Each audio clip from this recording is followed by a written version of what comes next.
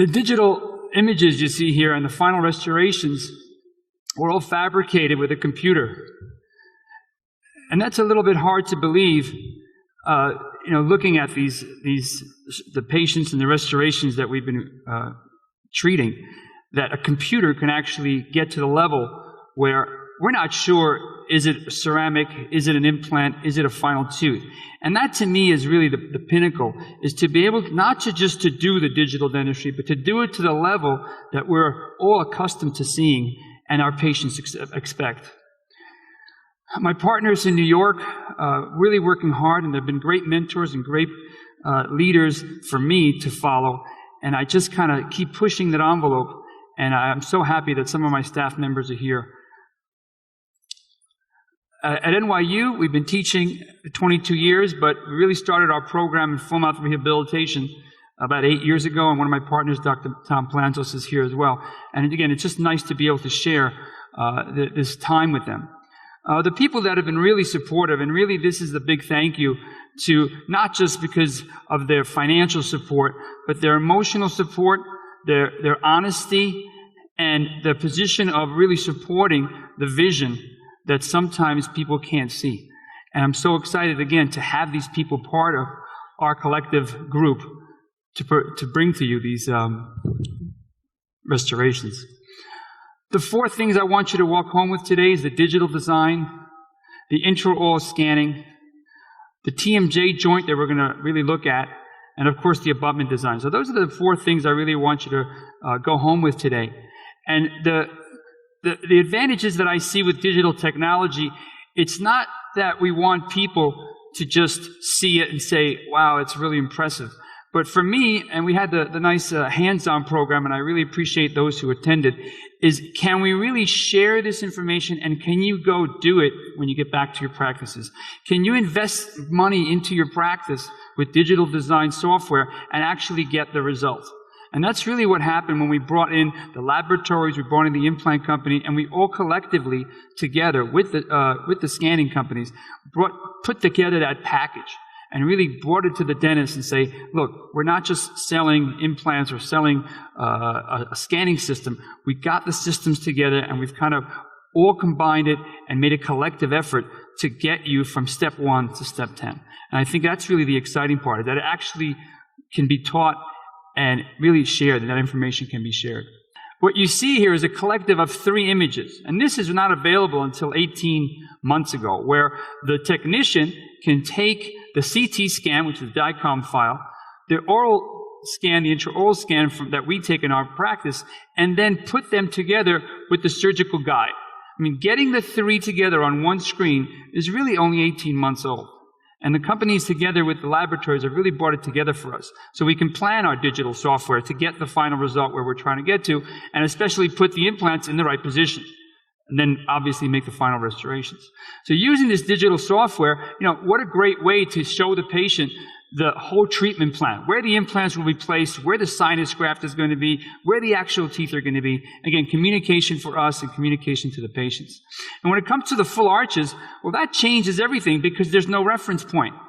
And that's why I find some difficulties in the diagnostic phase. For anteriors, we have some position of teeth. We have some position of where the incisal spot of the central is going to be, but that relates to the bone. And we kind of know that. It's been published. But we want to be able to really plan for it so that the provisional restoration really follows exactly what the patient's aesthetics is going to be.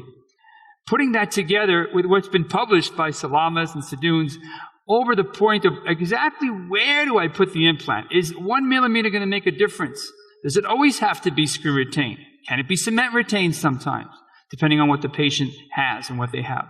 The point is looking at it and saying, can we plan it in a digital phase and really deliver it at the end of the day instead of not really using our surgical guides? Can we really, really count on them to get us to where we want to go? And here's just a quick example of this 32-year-old female post-orthodontics.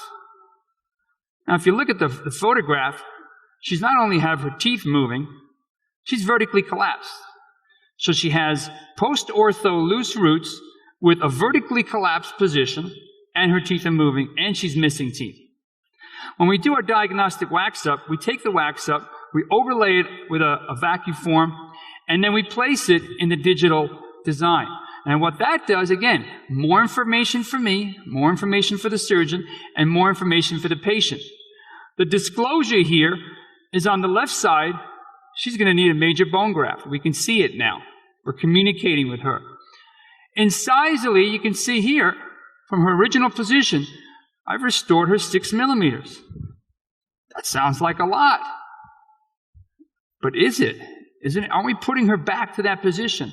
And this we learned from our perio-pros colleagues. Changing vertical dimension and restoring that back to facial position takes the stress off the patient. And if you look at the provisional position, the vertical position is back to normal. The central incisors are back to where they should be. The jaw is in the more positional of the hinge axis. And we're going to talk about hinge axis towards the end. What happens to the provisionals with the roots when I take the provisional off? Guess what? They're not moving anymore. Why? Cross-arch stabilization, canine guidance, vertical position is restored, and there's no stress on the teeth. We did lose a couple of them, but the point is, by planning it from the beginning, we knew exactly where we were going in terms of all those 3 parameters. And that takes me to the next issue with full arches, where again, there's no reference point, and unfortunately, this gets lost a lot in the digital. It gets lost when we start making the denture prosthetics and we start planning these implants, where the central incisor has got to be the focus, not where the bone is. And what I've been seeing over time is these different classifications of bone resorption. When you see the tissue position, the class 1 and the class 2, that looks pretty okay, and that'll be working okay. But when we get to the class 3 and the class 4, the central incisor should never move. It should be the same position. So what changes in class 3 and class 4? The implants in class 1 and class 2 is pretty okay, but what happens in class 3 and class 4? It's in a different position. And what I see now is the restorations are made based on where the implant is, not where the central incisor is. And that has to do with basic denture anterior central incisor positions that can never change to get the right results for the right smile line. And as we see here, the 3 to 5 millimeters, that can be attained with a nice abutment. But when we get to the 7 and the 10, this becomes a hybrid case. And if it is a hybrid case, it has to be in the right position, because the extension of that central incisor has to be revolved around the facial aesthetics. And I bring this point into this is what I start seeing. It's unpredictable where that vertical dimension is. It's not correct, and those central incisors are in the wrong position. So I put these photographs up, and I go to my colleagues and I ask them, well, which one is the veneer case? Which one is the denture case? Which one is the implant case? When you start looking at it, you kind of really can't tell. You can make a couple of guesses, but can't really be sure. And when I tell you which one it is, that's the denture, that's the veneers, and that's the implant. So if I go back just to show you that, what makes it difficult to notice? It's where the central incisors are, right? They're in the right position for the facial aesthetics of the patient. So following the implant in the bone, I think, has to be reviewed, because many times we're not doing that. And we publish this in computerized dentistry. When we go to the impressions part of digital impressions, remember, every scanner is accurate. Please don't let the companies tell you that their scanner is better than another scanner. The difference is the back, behind the scenes, the technology, the software from the laboratory, bring into your office and bring into your restoration. It's not just the scanning part. It's not the design part. It's the actual software from the back end. And that's why Trios right now is a leader, because they already have the infrastructure from the laboratory to be able to connect the two together. If we just buy a scanner and we're taking impressions, we're sending it to X laboratory that really can't deliver a final restoration, what good is the scanner? It's not about the best scanner, it's about the system. The laboratory, the implant company, the dentist, and the scanning people. Okay, so I'm just trying to bring that together. It's not always just the scanner. And you're going to be seeing a lot of this, scan bodies, to replace our fixture level impressions. Wouldn't it be wonderful if we could put in a scan body at stage 2, and you saw some of it from Sonia earlier, where you can have the emergence profile, not only the emergence profile, scan it at the same time. Not only have the scanning at the same time, but maybe make it into a provisional. Can we do that with one component? That's the patent that we're working on right now. I want to make it easier for myself and easier for my colleagues. So the digital impressions have been published, all different types, and they all work. Today we're working with the OmniCan, but really the Trios has come together to put the pieces of the laboratory with not just posterior teeth, not just anterior teeth, but implants. Not just single unit implants, but anterior implants. Not just anterior implants, but full arches. And that's where we've gone. If a machine can't deliver everything that I do in the private practice, then it's not worth it. You know, I want a system that can go all the way through. So over the last 7 years, I'm 7 years old in this, right? We just started. And we're seeing the difference of over 1,000 posterior units. And again, the unpredictable, in terms of unaccessible part of the implant that we want to be able to mask it into a final restoration. And basically, our assistant is doing the pre-op scans. We're removing the tooth that we're going to actually scan, and I physically scan the actual tooth.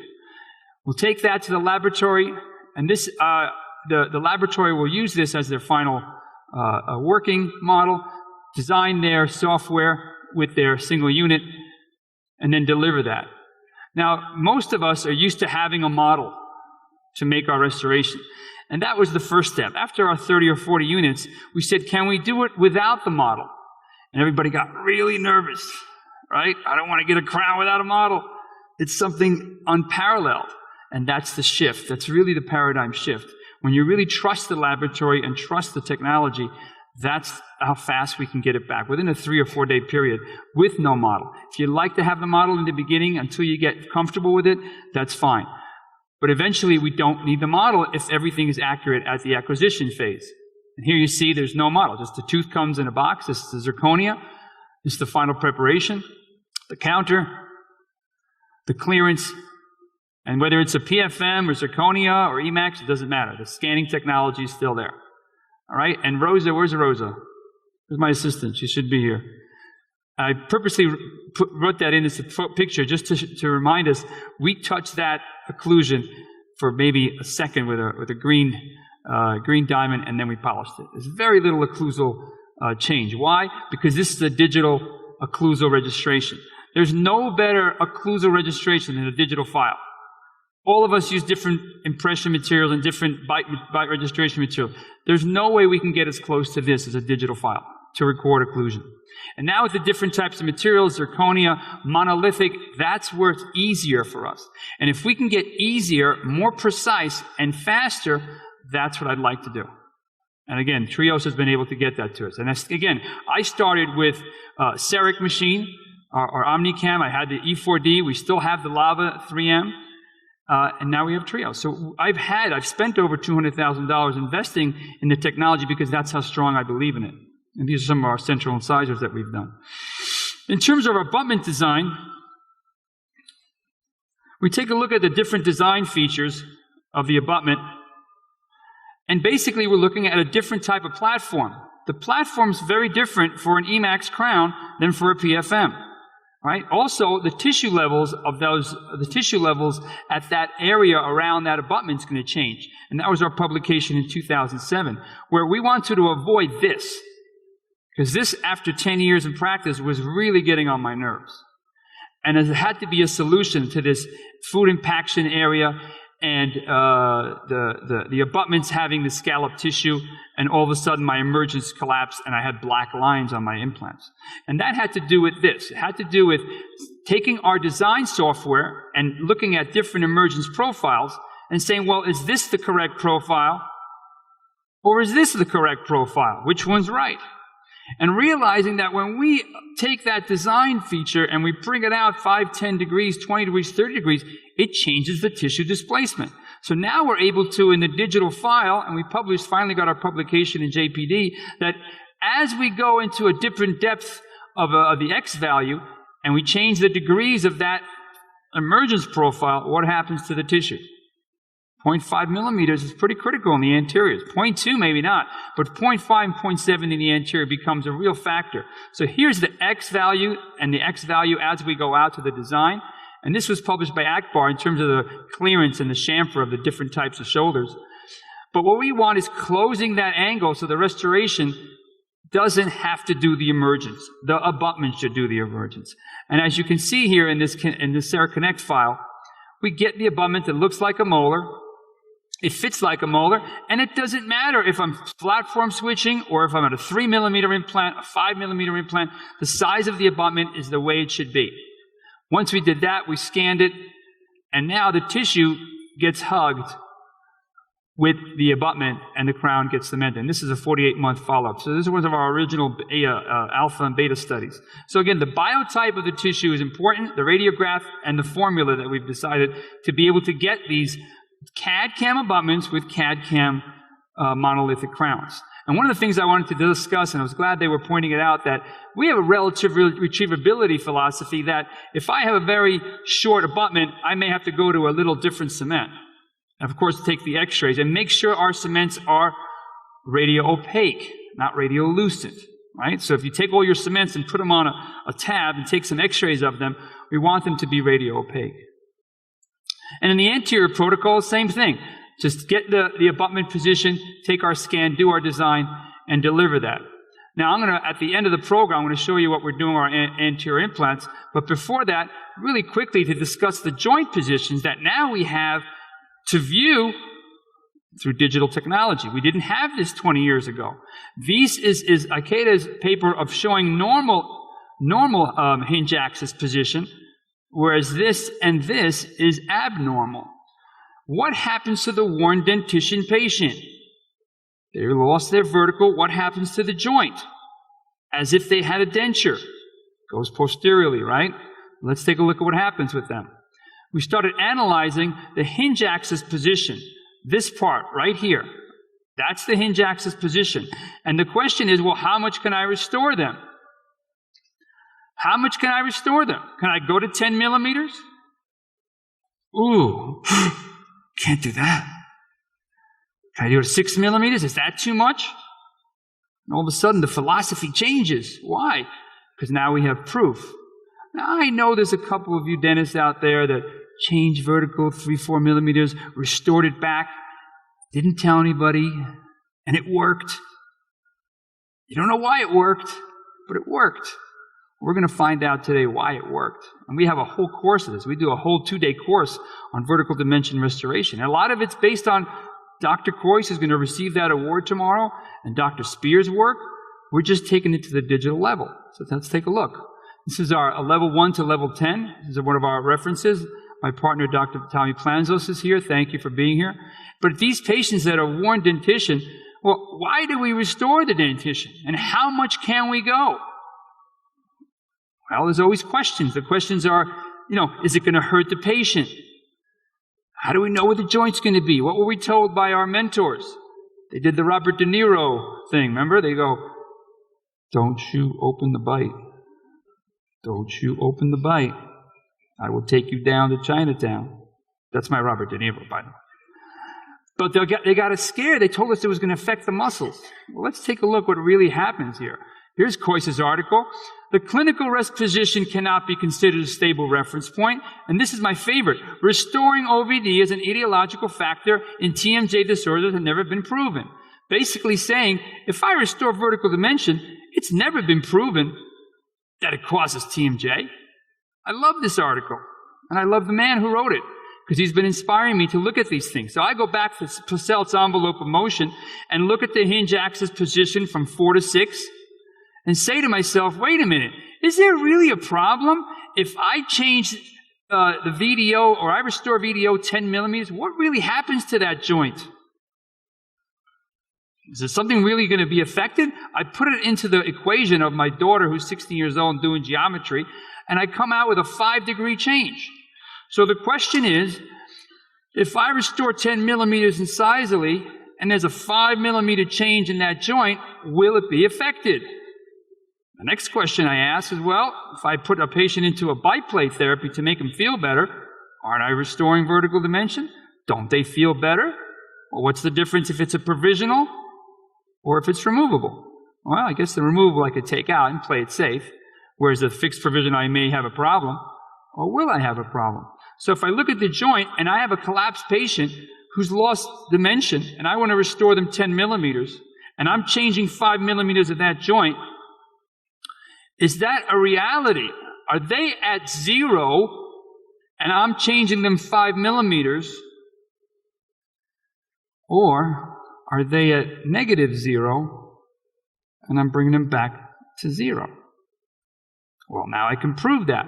So once we started doing our post-ops of our patients, this is a dentist that happens to be in Fishkill, New York.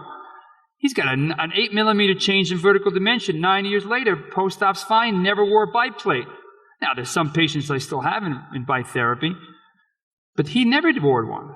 And nothing's broken, except for a lateral that chipped that I had to replace. But his joints don't hurt, and he's comfortable. The other part, my friend Michael Gelb is here, and we share our different cases, and what we're discovering post-operatively from the worn dentition to the restored dentition, guess what? This guy's breathing out of a little coffee stir, and this patient's breathing from a regular straw. It's a very, very different way to breathe. So we find that patients not only posturally are restored in position, but they can breathe better. And here's one of our cases, photo by the doctor that saw this patient originally that referred him to me. Okay, here he is. Not so happy. Can't breathe. You know he's got sleep apnea. You can just look at him. He can't breathe. You can just tell. Take a look at the perio area. Well, we have to do perio crown lengthening, and we need to do some endodontics here. So we take Steve Chu's analysis of positional and size of teeth, and we come up with a number, just so we know where we can go in terms of width and in terms of length. Take that to our digital design software, but now I have a little problem. I've been hearing about digital smile design, and I can't figure it out. So I still have to do my wax up. I take my vertical dimension, I digitally measure it with my calipers, I send the pre-ops after our endo and our perio, and I still got to use my wax up. Ladies and gentlemen, I've got some great laboratories that I'm working with. BJ from Roe Dental, you're going to meet him later if you'd like to go into the booth, and Midwest Dental Arts. They're great digital people, and I can't get a wax up back that works. So that's the two things I still can't do with my digital design. I can't get my wax up to use for my provisionals, and I can't get this digital smile design practical into my office. So just laying it out there that I physically haven't done that. So here's my here's my final preparations. Here's my digital full arch. I can do that with a scan body.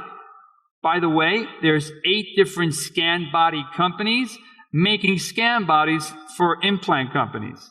When I approached the implant companies, I said, ladies and gentlemen, please get me a scan body for your implant. There's only one company that has it, which was Biomed 3i with Encode. There's only one other company that said, okay, Dean, we'll have it to you in 3 months. And that was Ritter. And that's why I'm getting along with them, because they actually listen to the things that we need and make changes emphatically and very quickly. So here's a scan body for that. Here's my final impression. Here's my counter with my provisionals that I originally made. Here's my final impression full arch. Here's my digital design from Midwest Dental Arts. The purple is my provisional. By the way, if we're doing more than anterior 4 units or any posterior areas, I'm scanning my provisionals. I spend a lot of time on provisionals. I want to be able to scan them, send the file over, they merge the files together. Again, that was not available until 18 months ago. Once I get that design, and this I'm basically verifying it on my phone, I'm checking out and making sure my positions is what I really like and I think is good. The vertical dimension's already been established. They don't have to do that. I've established that with the provisionals. Here's my Emax crowns and a zirconia on the implant. And when I inserted the anteriors, I wasn't really happy about the central. I'm not going to put it in. It fit great. So I remade my provisionals, but I inserted the rest of the case. Took a new digital scan, send it out. Here's my provisional still. He's got a great smile now. He's feeling better about himself. 2 weeks later, we use our trios to do our full arch scan. I was not able to do this with my CEREC machine. I was able to do it with my Lava, but it took like 8 minutes to 9 minutes. a very big file to send over the internet. Our full arches, and those of you who took the hands-on course, you did a full arch in about 1 minute, minute and a half, and you didn't even have experience. So the technology's there in terms of making it easy for us. Here's the scan of the upper counter, our vertical dimension in terms of perfect occlusion, and basically how we did this, we had our provisionals here, scan the right, provisionals here, scan the left, the two files get merged, and you got a perfect vertical dimension of occlusion that really can't get messed up. There's nobody there who's going to make a mistake with plaster. Here's our side view, our full arch lower. Here's when we do our insertion. This is the design that he gave me. I told him to make this a little bit higher. I said, make this, the laterals and a little bit different. But it came into a very beautiful insertion. And we did this, me and Rosa did this on Tuesday, I think it was. So we got lucky that we just got the patient. He's a very busy patient, but he was in the city. And we'd be able to get him into the office to take the final photos. Made sure we have our guidance left, our guidance right. Again, the centrals are still provisionals. Smile design is in the right position in terms of his lip, and we have some pretty good things working. So that's our full arch. The last piece of the puzzle is really something I've been working real hard with Dr. Garber and BJ at Road Dental, and I've showed it to Maurice and Henry, and I'm getting their support, so I think it's something value. Now, Steve Chu and many others have been working really hard to give us a provisional at the time of immediate placement. And I love their article, and it really speaks volumes in terms of where we are today in 2015. But some of the other articles, Sands had talked about how little and small that buccal plate is, and that's really a big factor. When I started reading Kahn's articles about the digital design of their root forms before placement, it's sort of, again, is 3 or 4 major articles with another 150 articles behind them of 15 years of research of where to get the best placement and the best type of provisional, which Sonia talked about this morning, to get a great emergence profile, right? That's what we all want. Well, I said, I saw Steve's paper that just came out recently about this beautiful little shell that he makes to capture that. So I took all these articles, I took all these people's technology, and all these people's ideas, and did it in a digital platform.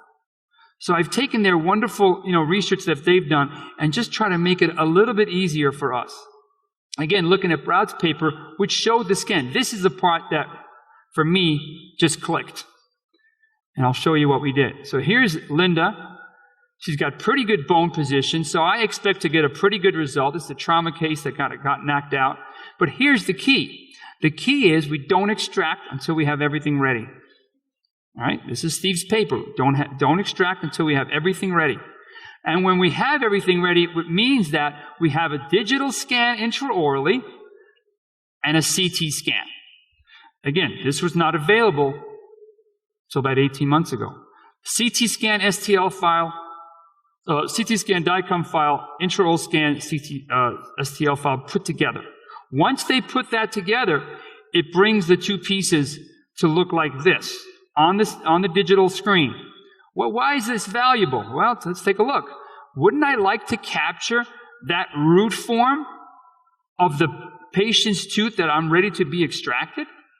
What if I could capture it digitally and then mimic it, have a root mimicking feature that also displays the anterior tooth? So we have two pieces, the tooth extraorally with the tissue, and then how many millimeters deep do you think we should go with the provisional?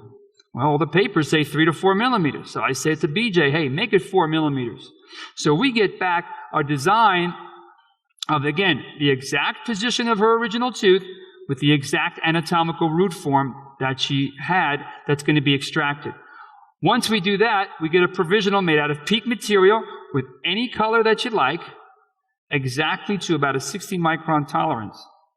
So imagine that we're going to create this and we're going to extract this tooth, but put back exactly the anatomy that we've extracted because we have the digital files of it. Here's the merging that BJ did, DICOM file, STL file. Here's the extraction socket. Here's the provisional. I'm going to use Dr. Chu's technique of placement of the implant, a little bit bone grafting to keep that facial tissue nice in position. The patient returns to the office. We put our PEEK provisional. And now we hollow out our digital provisional that has captured the tissue and the biology of that root. Once we adjust our provisional abutment, we polish it, make sure it fits, and slowly we put it right back where it was. Remember, the tissue collapses after we extract the tooth. 30 minutes later, we put back the exact root anatomy that was extracted. Our little pink brush right in the access hole so we don't get any luxatemp in there. We flow the luxatemp on the outside. Let that set. Remove it. Add to the extra there with our little flowable composite. So all this is done by composite, but this anatomy is a duplicate of the root and the tooth.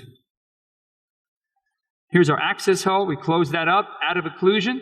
Again, this is Dr. Stevens' choose technique. I even try to take the same pictures that Steve takes, just so it would look exactly like his. That's how much I respect him. But I want to help Steve. I want to say, Steve, I want to give you a tooth, so you don't have to recreate everything with acrylic. And here's the position of it the day of. The other thing I noticed is that some of the roots are we did 18 cases so far. Some of the roots are a little convex. And if I put it exactly the way that will be, the tissue sometimes may recede. So by doing that, we'll kind of use that a little bit so the tissue will fall down, so we make it a little bit concave. Here's Linda in position. Here's the tooth 24 hours later. Here's the tissue 4 weeks later, 4 months later. Maintaining, it's actually come down a little bit, right? It actually came down a little bit mid-facially. Here's our removal, and now the time to take our final impression. Well, what should we do it with? Should we do it with a fixture level impression? Should we do it with a scanner? Well, I want to use a scanner. So we're definitely going to use a scanner. We add a little bit of composite onto the encode. We take a trio scan of that, put back the provisional, and now we're back into the digital mode where BJ can go ahead and, having the anatomy that he already had, he has the file saved already, he can go ahead and make a zirconia with a little pink tissue. We come back 3 weeks later, place the abutment, have a CAD-CAM crown, and I just overlaid the bottom half of the abutment just so you can see how it perfectly fits into that area. Here's our tissue displacement at the right angle.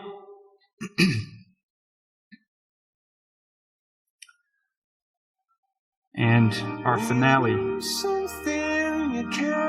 We got 26 seconds. When you love someone but it goes to waste, could it be worse?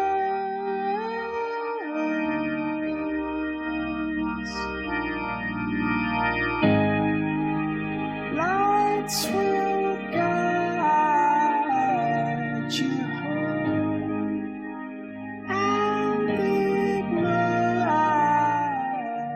you both. And I will try to fix you.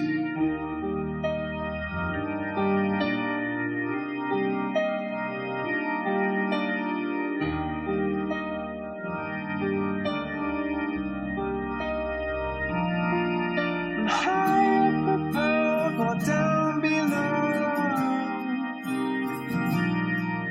when you're too loved to let it go. But if you never try, you'll never know just what you want. So I hope I showed you a little bit about what we're doing in digital to excite you. Hopefully you can come back next year. We'll have another hands-on course that I think will be attractive for you.